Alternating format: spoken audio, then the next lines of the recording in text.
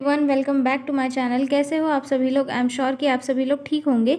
तो चलिए हम लोग आज का वीडियो स्टार्ट करते हैं। इस वीडियो में हम लोग जो है health committees of India discuss करने वाले हैं कि इंडिया की कौन कौन सी हेल्थ कमिटीज़ थी और इन्हें किसने लॉन्च किया, और साथ ही इन अलग अलग कम्युनिटीज़ का क्या कंट्रीब्यूशन था हेल्थ के इंफ्रास्ट्रक्चर को इम्प्रूव करने में। हम सारी चीज़ें जो है इस वीडियो में देखेंगे। तो चलिए वीडियो को स्टार्ट करते हैं। ठीक है, तो बेसिकली हम स्टार्टिंग से शुरू करते हैं। जब हमारा कंट्री जो है आज़ाद नहीं हुई थी 1943 में, 1943 के टाइम पे जो है ब्रिटिश का शासन था। उस टाइम पे ये हुआ था कि ब्रिटिश गवर्नमेंट ने देखा कि इंडिया में बहुत ज़्यादा बीमारियां फैल रही है, हेल्थ का इंफ्रास्ट्रक्चर पूरा हिला हुआ है, हेल्थ केयर सिस्टम में जो है कुछ भी चीज़ें स्ट्रांग नहीं है, जिसकी वजह से जो है लोग बीमार हो रहे हैं, पॉपुलेशन पर बहुत ज़्यादा असर पड़ रहा है। तो उन्होंने क्या किया कि डिफरेंट हेल्थ कमिटीज़ बनाई उस चक्कर में।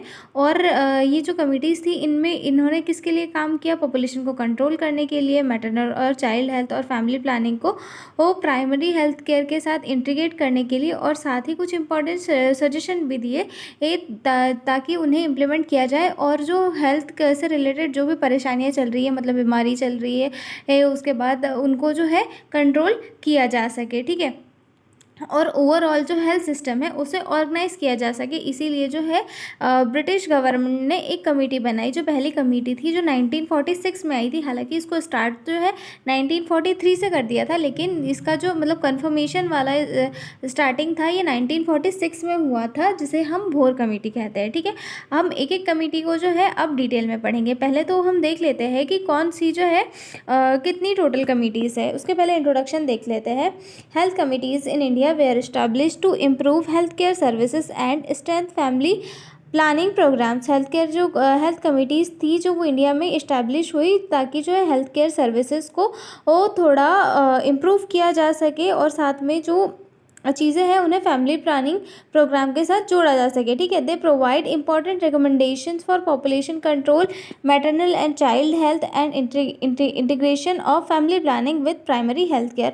और ये जो कमिटीज़ थी इन्होंने एक बहुत ही ज़रूरी जो है रिकमेंडेशंस दिए, जिसमें कि पॉपुलेशन कंट्रोल को लेकर जो है उन्होंने कुछ रिकमेंडेशंस किए, मैटरनल और चाइल्ड हेल्थ से रिलेटेड दिए, और साथ ही जो फैमिली प्लानिंग है, फैमिली प्लानिंग को जो है हेल्थ केयर के साथ जो है इंटीग्रेट करने के लिए जो है इंपॉर्टेंट सजेशन दिए। ठीक है, और साथ में जो है इन कमिटीज़ ने जो है काफ़ी ज़्यादा इंपॉर्टेंट रोल प्ले किया हमारे जो हेल्थ केयर के इंफ्रास्ट्रक्चर है इसको इम्प्रूव करने में। ठीक है, अब हम देखते हैं कि कौन कौन सी मेजर कमिटीज़ है और उनके कौन कौन से चेयरमैन हैं। ठीक है, तो इसमें सबसे पहले आती है भोर कमेटी जो 1946 में आई थी, और जिसके चेयरमैन कौन थे? जोसेफ भोर। ठीक है, मैं टोटल यहाँ पे कमिटीज़ बता देती हूँ, फिर हम एक एक कमिटीज़ को जो डिटेल में पढ़ेंगे। ठीक है, पहली है यहाँ पे कमेटी भोर कमेटी। उसके बाद आती है मुडेलियर कमेटी जो 1962 में आई थी।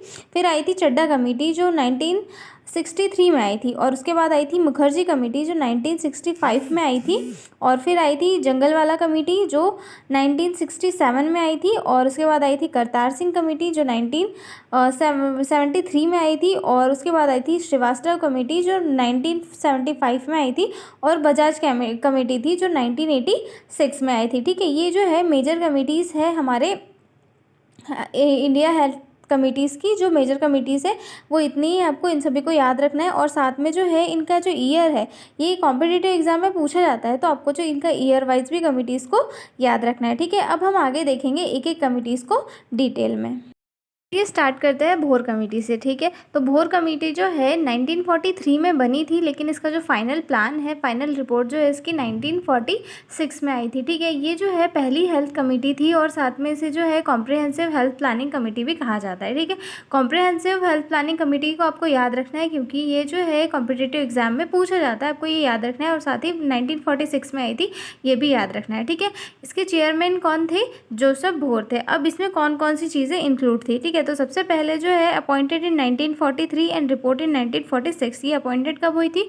1943 में हुई थी, और रिपोर्ट कब हुई थी? 1946 में। ठीक है, और ये कौन सी है? First comprehensive health planning committee है, और ये क्या है? पहली बार पूरे हेल्थ सिस्टम की ये जो है प्लानिंग की गई, मतलब इंडिया में उसके पहले कोई भी हेल्थ सिस्टम या फिर हेल्थ इंफ्रास्ट्रक्चर को डेवलप करने के लिए कोई भी प्लानिंग नहीं की गई थी। यही जो एक कमेटी थी जिसने हेल्थ प्लानिंग और हेल्थ डेवलपमेंट के लिए सोचा था, क्योंकि उस टाइम पे इंडिया में बहुत ज़्यादा बीमारियां फैल रही थी और लोगों की डेथ हो रही थी। तो डेथ को रोकने के लिए जो है गवर्नमेंट ऑफ इंडिया ने जो है कुछ कमिटीज़ को प्लान किया। ठीक है, इस टाइम पे जो है ब्रिटिश राज था, तो ब्रिटिश राज में ही एक जोसेफ बोर थे जिन्होंने इस कमेटी का गठन किया था। ठीक है, और ये कमेटी क्या बोल रही थी कि जो है बीमारी से बचाव तथा इलाज तो दोनों चीज़ें जो है एक साथ करनी चाहिए। आगे देखते हैं हम, ये तीसरी लाइन बोल रही है integration of prevention and curative services. और यहाँ पर क्या किया जा रहा था कि बीमारी से बचाव प्लस दोनों का मतलब बीमारी से प्रिवेंशन दोनों एक साथ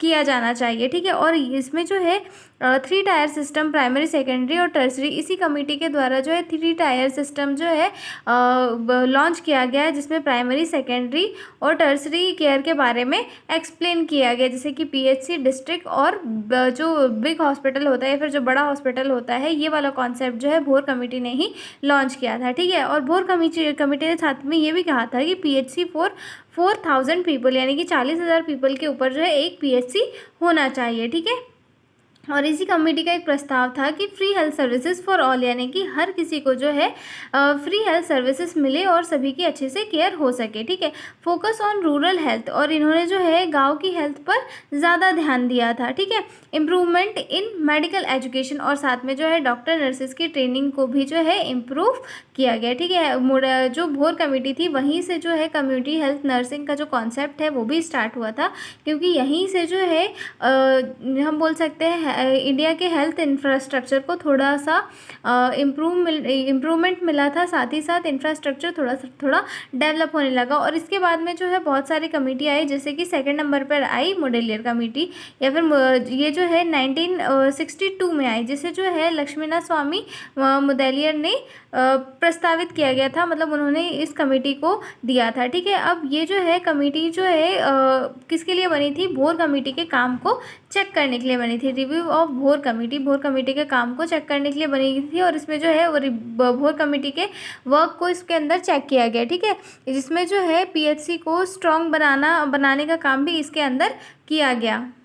साथ ही ये कमेटी ने किसके ऊपर फोकस किया कि सेंटर्स सिर्फ बढ़ाना नहीं बल्कि उनकी क्वालिटी को इम्पॉर्टेंट भी बनाना, मतलब कि एक कुछ जो सेंटर जहाँ पर केयर प्रोवाइड की जा रही है उनमें जो है अच्छी क्वालिटी केयर प्रोवाइड की जाए पेशेंट्स को, ताकि जो है हेल्थ केयर में इम्प्रूवमेंट आ सके। ठीक है, और इन्होंने भी ये कहा कि पीएचसी जो है 40,000 पॉपुलेशन के अंदर होना चाहिए, मतलब यहाँ पर जो है भोर कमेटी का जो स्टैंडर्ड है इन्होंने मेंटेन रखा, क्योंकि भोर कमेटी ने भी कहा था कि 40,000 लोगों के लिए एक पीएचसी होना चाहिए, और मुदलियर कमेटी ने भी ये कहा कि 40,000 पॉपुलेशन के ऊपर जो है एक पीएचसी होना चाहिए। ठीक है, इम्प्रूवमेंट ऑफ डिस्ट्रिक्ट हॉस्पिटल, और साथ ही साथ इन्होंने जो है डिस्ट्रिक्ट हॉस्पिटल को स्ट्रॉन्ग बनाने के लिए कुछ प्रस्ताव रखे, ताकि जो है सीरियस केसेस जो है हैंडल किए जा सके, उनका ट्रीटमेंट हो सके। ठीक है, specialist service at district level. ठीक है, डिस्ट्रिक्ट हॉस्पिटल में स्पेशलिस्ट डॉक्टर, सर्जन और फिजिशियन होने चाहिए, ये भी प्रस्ताव इन्होंने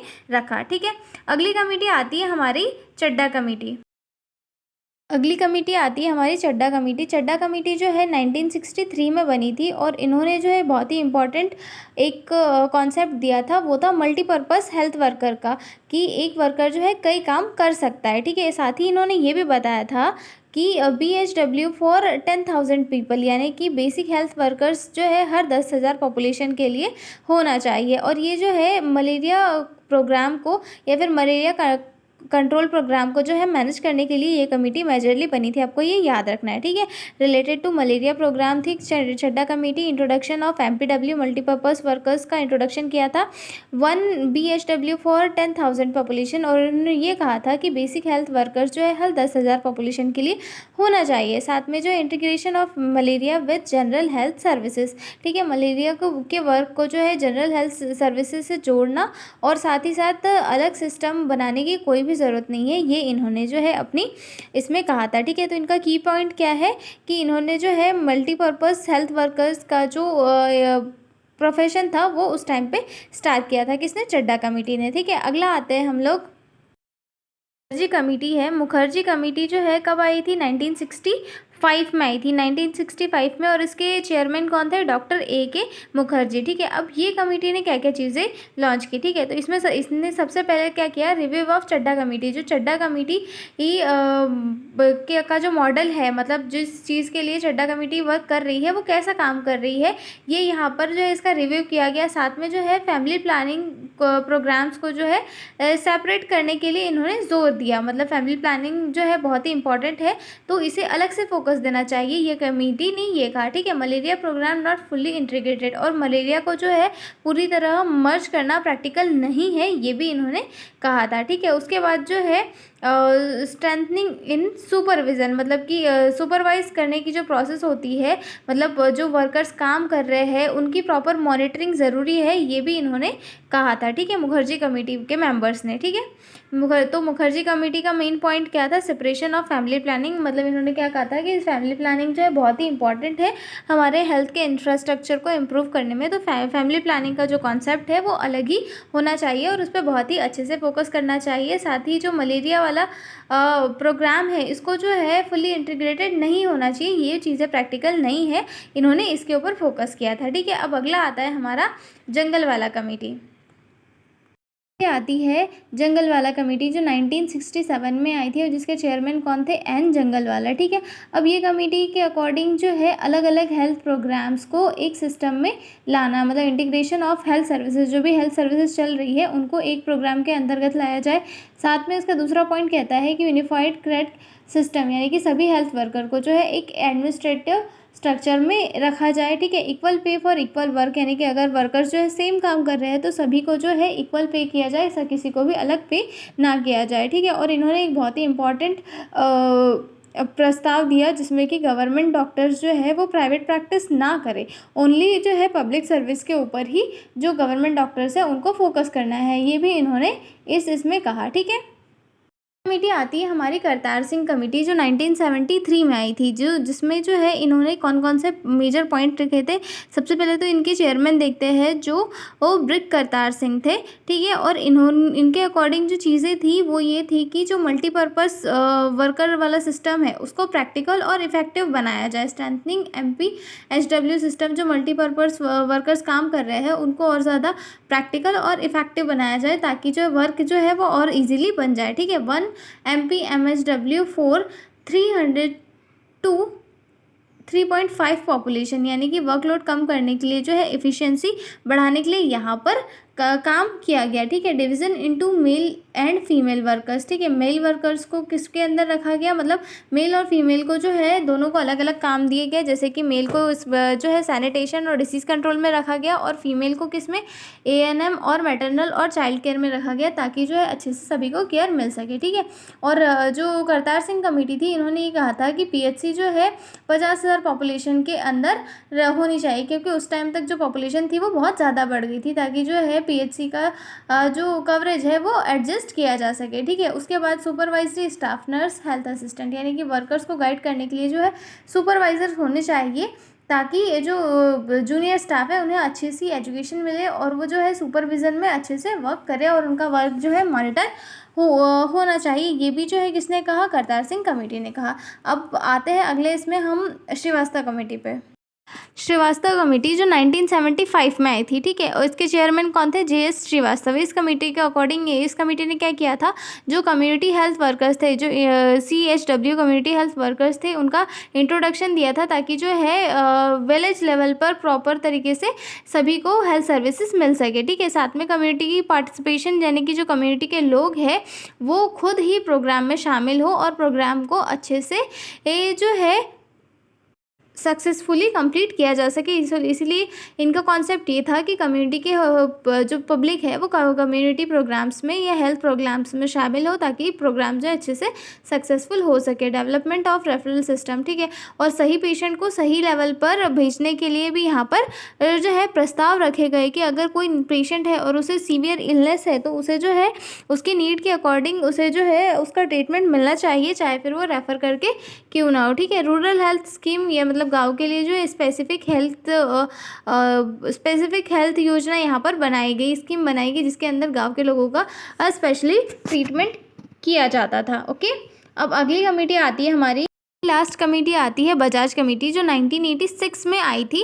ठीक है, इसमें जो है किसके ऊपर फोकस किया गया था, हेल्थ मैन पावर प्लानिंग के ऊपर, यानी कि कितने डॉक्टर, नर्सेज और वर्कर्स होने चाहिए, इन सभी की जो है प्लानिंग करने के ऊपर बजाज कमेटी में जोर दिया गया था। ठीक है, इम्प्रूवमेंट इन नर्सिंग एजुकेशन, और साथ ही नर्सिंग एजुकेशन पर इम्प्रूवमेंट लाई गई थी। ठीक है, ताकि जो नर्सेज को ट्रेनिंग मिल सके और जो है उनको जो प्रैक्टिस जो है और ज़्यादा इन्हेंस हो सके। ठीक है, डेवलपमेंट ऑफ ट्रेनिंग प्रोग्राम्स, यानी कि कंटिन्यूस ट्रेनिंग सिस्टम को डेवलप किया ताकि लोगों की जो स्किल्स है वो अच्छे से डेवलप होते रहे और सभी को प्रॉपर नॉलेज मिलता रहे। ठीक है, स्ट्रेंथनिंग हेल्थ सिस्टम, और ओवरऑल जो है हेल्थ सिस्टम को एफिशिएंट बनाने के ऊपर यहाँ पर काम किया गया। ठीक है, अब इसका जो की पॉइंट है वो क्या है कि ह्यूमन रिसोर्स डेवलपमेंट, यानी कि जो HRM है, ह्यूमन रिसोर्स डेवलपमेंट के ऊपर यहाँ पर मेजरली काम किया गया। ठीक है, तो फाइनल इसमें हम देखें तो ये जो कम्युनिटीज़ थी वो पूरी कम्युनिटीज़ जो है अपने अपने वर्क को लेकर जानी जाती है। हर कम्युनिटी में जो है हेल्थ इंफ्रास्ट्रक्चर को इम्प्रूव करने के लिए ही वर्क किया है गया है। ठीक है, अगर शॉर्ट और सिंपल में बताओ, जो भोर कमेटी थी वहाँ पर ओवरऑल सिस्टम का फॉर्मेशन किया गया, क्योंकि उसके पहले जो है कोई भी हेल्थ सिस्टम इंडिया के अंदर नहीं था। ठीक है, दूसरी जो आई थी जो मुडेलियर कमेटी थी, सेकंड आई थी मुडेलियर कमेटी, जहाँ पे भोर कमेटी द्वारा बनाए गए सिस्टम को थोड़ा सा इम्प्रूव किया गया।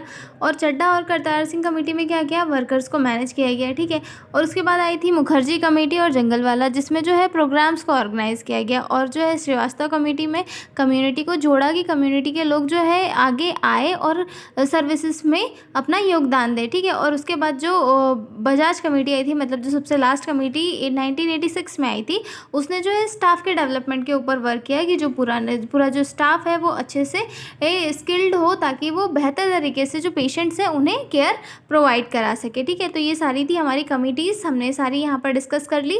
और अगर आप लोगों को इसके PDF चाहिए हो तो डिस्क्रिप्शन में मेरा मेल दिया हुआ है, आप उस पर कॉन्टैक्ट करके PDF नोट्स ले सकते हो। ठीक है, तो मिलते हैं हम लोग अगले वीडियो में, तब तक के लिए बाय बाय।